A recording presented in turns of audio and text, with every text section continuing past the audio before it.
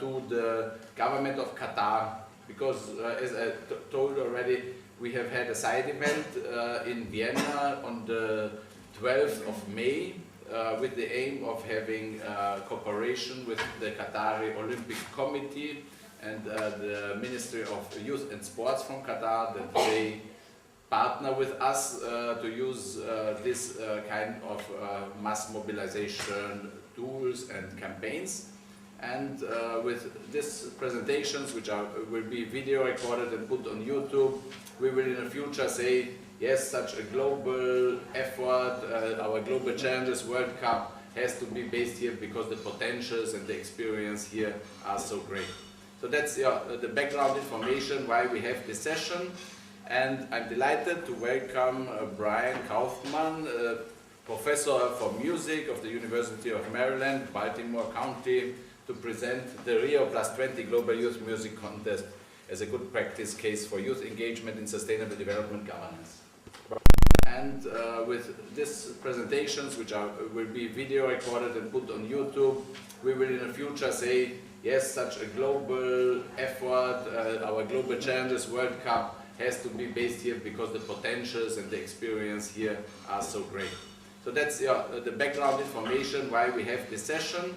And I'm delighted to welcome Brian Kaufman, Professor for Music of the University of Maryland, Baltimore County, to present the Rio20 Global Youth Music Contest as a good practice case for youth engagement in sustainable development governance. Everybody, and I'm willing to bet, put your hand out now if you want. You can put it up, it's okay. I'm willing to bet that I could walk into just about any room in the world and that's exactly what would happen. Right? And so this is exciting because music is something that is universal and it's something that everybody likes and wants to do. You want to listen to something? Sure. Right? That's exactly what happens every time. And so it's really an incredible vehicle then for sharing ideas and getting different people engaged with different ideas. And so that's what we did back in 2012. Actually, it started right here in Klagenfurt. I actually wasn't here, but Billy was. And there was a group of about maybe 30 or so that came here, youth leaders from all over the world. They flew in. How many countries was that? I didn't count, but more than 20 countries from all continents, even from Vanuatu, China, Brazil, US. So they all came from all over the world and really worked on this idea for a global youth music contest. And as a way of giving youth a voice and having a chance to participate in Rio+20. And there were a lot of really great things about this because it's not, I would say there's three real purposes of it. One was to provide a platform for youth to have a voice, for them to be able to share their thoughts and ideas on issues connected with Rio+20. The second was for youth to really actually have the opportunity to be leaders. Because as they make this song, and they're learning about some different issues and sharing their idea, they're actually then trying to get their community engaged with that song and engaged with voting and listening to other songs. So they're actually leading in their community conversations around these ideas, which is a very cool thing. And then the other thing that it did is it actually just brought together a lot of different stakeholders in these issues from all over the world. I mean, I'm sure Miro somewhere has a list of partners we had for this project. It's probably 250. We don't have a list because it was also on national level. Our coordinators partnered with, again, with tens or really huge number of institutions and individuals and celebrities. So here in Klagenfurt, we don't know how many partners we have had. It was just a huge number. It was huge. It was a huge number. And so the actual competition happened. People uploaded their videos. You can see. It looks something like this actually, even though this isn't it. We had over 1,000 youth participate from all over the world. We had over 40 countries, people that participated. And we also, of that was about 300 and a little over 300 videos, because there was more than one youth on some of the videos. And coming to visit the site or actually vote, we had over 200,000 people worldwide come to participate in this. So this is really a huge success, I think. And the winners, there were two, one in each category of that we had. We had one for people 15 and under and one for 15 to 30. And so the two winners were able to come to Rio and perform. And that was also there was a big, nice ceremony there. And at the press center, some presentation and some meetings with UN officials and about 6 or 7 events there. Yeah, so it was really just a fantastic success. So I think, and it's a great model, I think, for just being able to engage youth, to give youth that opportunity to be not just participants but leaders in this process, in engaging communities, countries, and internationally engaging people on these issues, and also bringing a lot of different stakeholders together to the conversation. And so now, the only question is, how can we do it again? How can we do it again? Because it was just so successful. So I'm actually going to invite Lilia to share. We had a little brainstorm session the other day, so these are some ideas. She's going to share some ideas. Will you connect your computer? No. No? No, it's here. Hi guys, thank you so much for being here and for inviting me here. And I was actually really excited about the new Global Youth Music Contest. We were discussing about 2 days ago about the proposal for a follow-up contest. And it consists of 4 underlying points or topics that are, of course, open for further discussion. So those are event timeline, topics of the contest, terms of selection, and a totally new point that wasn't here in 2012, and that's a draft guide for coordinators. Yeah. So when it comes to event timeline, as you're already familiar with, the contest was called Rio20, and by being related to such a big event, it gained popularity and a huge framework of ideas and topics for you to work with. So it's 2014, and there is a huge discussion going on all over the globe on creating of the new Sustainable Development Goals, and a huge shift between MDGs and SDGs, and as a final phase of the intergovernmental work will culminate in a summit at heads of states and governments level in September 2015 for the adoption of the brand new post-2015 development agenda. So we see exactly this event as a great opportunity for us to engage youth one more time with this whole process, and and by submitting videos one more time, contest of, and now we came to the second point of our proposal that has to do with topics of the contest. We were discussing about this, and we agreed on global challenges as an open topic, but we would also aim to provide all the participants with the links or platforms where they could get informed about Sustainable Development Goals and potentially be able to follow up with the whole discussion on post-2015 agenda. The third point is terms of selection. We use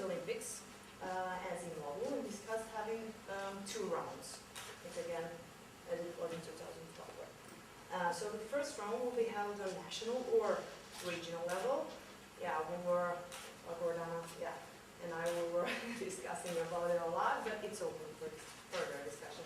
The second round will be held on global level, where the national and regional winners will be invited to participate personally.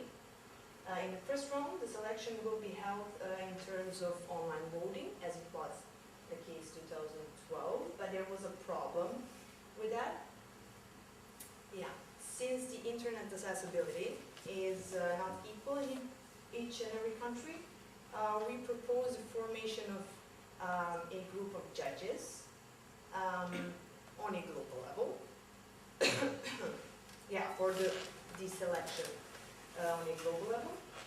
And as we understand that cultural diversity plays major role in the whole idea of the contest, we suggest that we choose representative, and I'm talking about judges, from each continent, so it would be 6 judges from the different spheres, for example, art, music, and development experts. We propose that, so I don't know if it's going to work or not. Celebrities are also good to get the media attention. All of those people would be celebrities. Okay, that's Just, good. you know. So yeah, the last point in the proposal concerns the draft guide for coordinators on national, regional, and global level. The draft will include the guidelines and suggested practices for the coordinators to follow, as well as goals and targets. Yeah, we see this as, this would make us easier to monitor and follow their work, as well as it would make easier for them to actually have a clearer picture of what is that they have to achieve. So, national coordinators are free to establish teams around them and to cooperate together in achieving those goals. And we propose some goals. For example, I think it's really similar to what it was in 2012. Reaching potential participants, translation of materials to local language, promotion to local and national stakeholders and press, and fundraising to provide winners with a ticket to the final event. When it comes to global level, the goals should be following: a national press releases, a national platform for voting and participation, and of course video submission, international sponsorship, international partnerships, and connection to national work. And the last point really actually advised us on this, awards, to think of kind of awarding local sponsors from the side of IAAI and to give them some kind of recognition. So yeah, these were the goals when it comes to global level. And yeah, that was it as it concerns the proposal. I don't know, I'm really excited about it, and I would be really happy to just continue working with you guys. And I don't know, yeah, we were talking about when it is going to be held. So if the summit is in September, then June, July, I don't know how it goes. The selection should be, because, thank you first. I'm very grateful for these very concrete suggestions. That's very helpful, and we will certainly work along these lines with you. Perhaps some points to add from the experience we have from the first round. One thing is that a strong driver for motivation was the trip to Rio. So we should have something for the winner, the overall winner, a nice trip. So it could be to New York. As we have now also very good relations to the UN Secretary General's Envoy on Youth and Department for Public Information, the big boss there is an Austrian, and other partners also who know us now.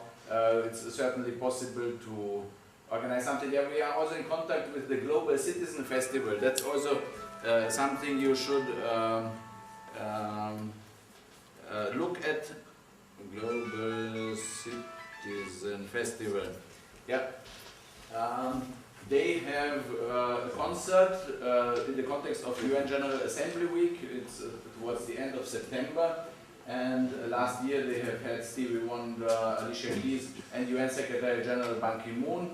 And they ask, instead of asking people to pay for the tickets, they ask them to take action for some charitable causes or for supporting global campaigns and this kind of things. So and we are in contact with them. And they have a concert in Central Park, and we've asked them already if they could give us a time slot for our winners to perform. They said that's an option, not so easy because they have altogether 3 hours, but we will work on this. And they said perhaps there's even a chance that we could get the, if we apply with the city of New York, that they could give us an additional 1 hour time slot also for the park, that we could have more of our regional winners and finalists also performing there. So these are great potentials also there. So the ticket, so as an incentive, is very important. And as regards the national level, I would also suggest, also from what the other people said, is to think also of local level, because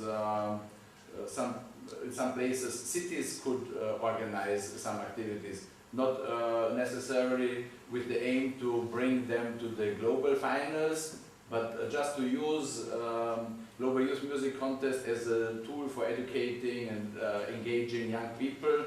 The colleague from Trinidad and Tobago said this, like, there's TEDx, there could be a GYMCX. So the Global Youth Music Contest, the local, independently organized Global Youth Music Contest, which is following our branding and our quality criteria, licensing agreements that we provide them with. So these are some points that we should in the long term try to integrate. We'll see whether it's already the next round, but in general it's really this local level, getting also schools involved through the network of Sandra, also the Nectarina Schools network. It's the national level would complicate things, so we should open also the space for organizing competitions among schools or cities in a flexible way, but with standards. And also these guidelines for coordinators that are very important, because it was open innovation, it was a learning exercise that we went all through, because when we started we didn't know what we want or how it should be done, and everybody tried to get towards the common vision, and now we have the experience, and Brian was one of our most professional coordinators, and your experience could really feed into developing these guidelines. And also in Indonesia we've had excellent coordinators. We have now the young people in West African countries who are very enthusiastic to work with us on this, in Nigeria, Ghana, Togo, Burkina Faso, Cape Verde. So this is just some background information, but really this was an excellent input to our work, and I'm looking forward to work with you on this. Are there any comments on this topic? Yeah, if I may add something to this, obviously, I mean, I think this new concept has great potentials, because as Brian mentioned, and Mirror, we have experience from last time, and it was a really successful project, given, actually, as Mirror said, it was almost like a pilot project, and how successful it's been is really incredible. So I think right now we even have better potentials to make it even a bigger success. I think one of the things that you probably have to think of, because I think you're going to be coordinating this, is whether you want to change the corporate identity that we had before. So we have the Global Youth Music Context, Rio+20 or something, so in this case... No Rio+20 anymore.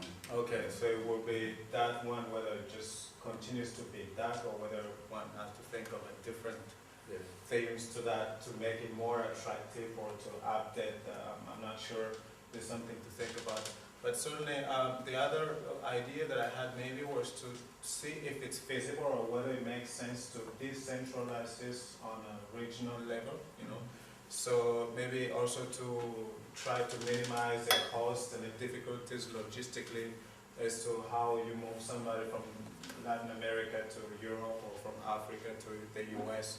It could be also a global music contest on a regional level. So an African global youth music contest or an American kind of thing.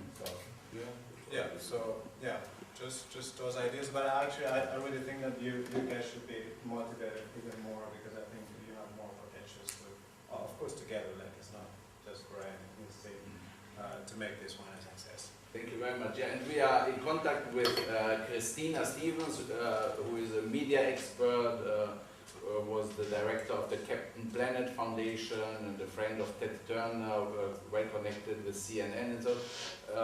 In a minute, she advised us also regarding branding that we should perhaps think of not global youth music contest, but global youth music movement. Perhaps this is something.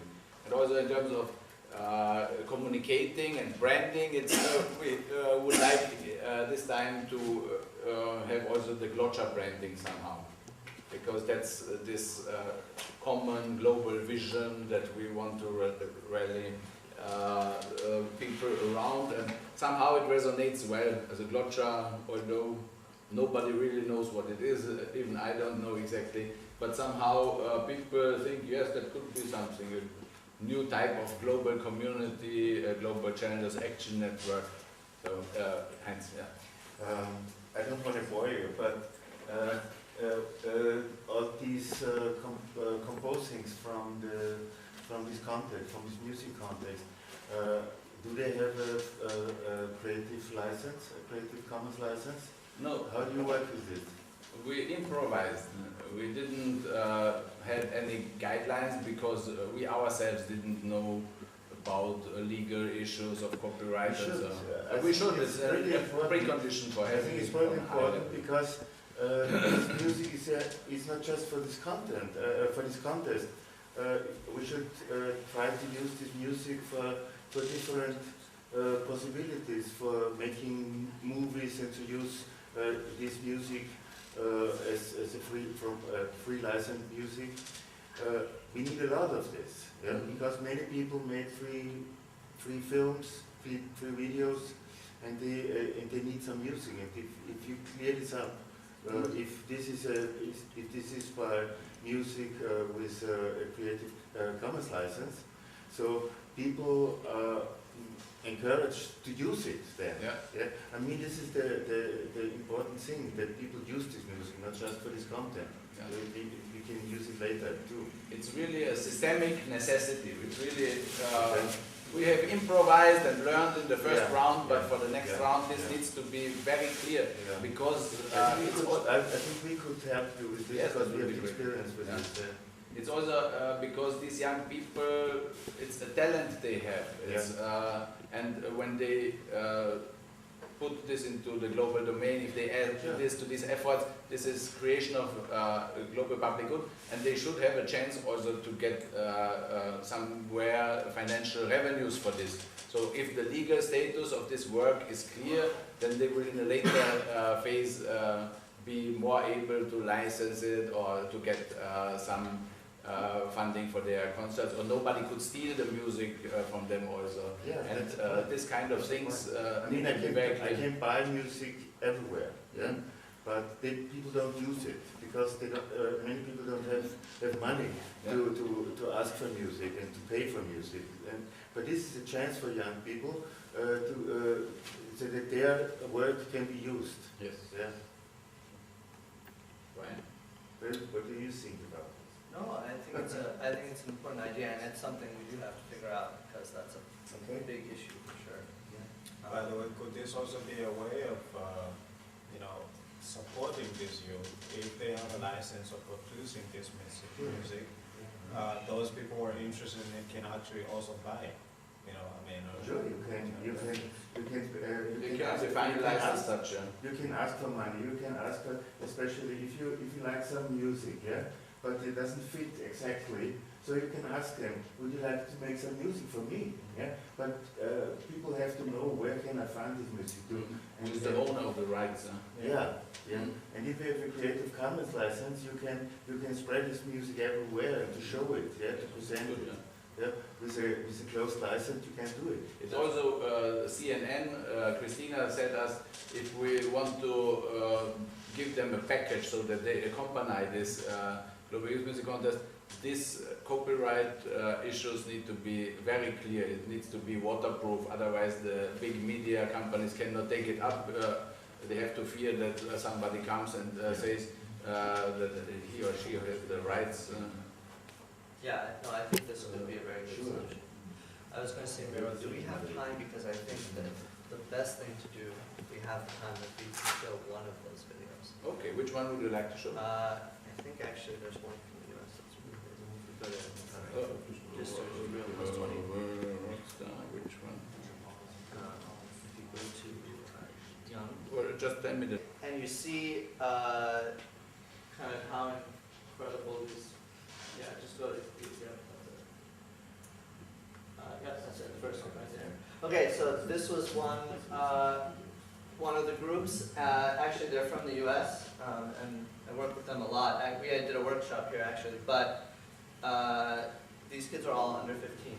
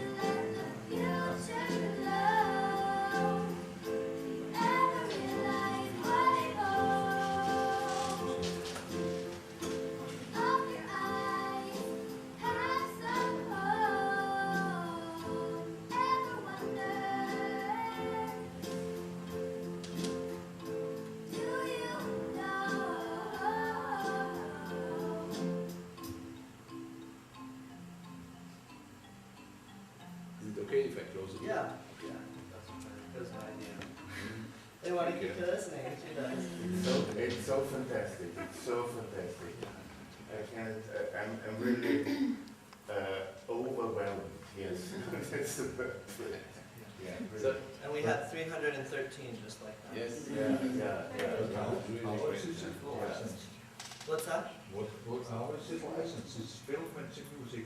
Well, I think there was something done through Global Rockstar because they had to sign something through that. So, but I don't know. They only had to. They release said they are the owners of the rights, and that they give the rights for these purposes of the competition Yeah. and for producing a CD. But I do think this is better. I just tell you one thing. Yeah. My main article I wrote in Wikipedia was about Hans Eisler. I think you are the only one who knows his name. You know Hans Eisler? Yeah, I know the name. Okay. Does anyone else know Hans Eisler except you? Nobody knows it. Yeah? And I wrote an article about 50 pages. It was a 4 years work. Nobody knows this guy. But in the last 5 years, 300 times this article was read. It was 300 times. Because it's free. That's the point. Yeah? You will get more information. If you take, you get more acceptance if you set it free for the first moment. And people came to me and asked me about that, asked me to make some lectures about Hans Eisler, because I didn't know anyone, yeah, who can talk about Hans Eisler, yeah. And this the reason why Hans Eisler is so important for me is because I was a singer for Brecht. Yeah, I was a Brecht. I'm an amateur Brecht interpret. And I was. And that's the point. Now, if I write it down, a small book for Hans Eisler, nobody will read it. But it was the chance that people really read it. 300,000 times they read this article about Hans Eisler. Nobody knows this guy. And that's the point. And the same thing we can do it with music. Yeah? So people can use this music, but they have to write down who is the author, who is the copyright. But they can use it for free. And if somebody really needs some music for his video, he can use this. And if this music doesn't fit to his video, he can ask, could you help me? Could you write the music for money? What? Of course, why not? Not everything must be free, but we can do a lot of things which can be free, should be free. And this is really a chance to show more people this kind of music. And this was great, this was fantastic. I love this. Yeah. Thank you very much, Hans. Okay.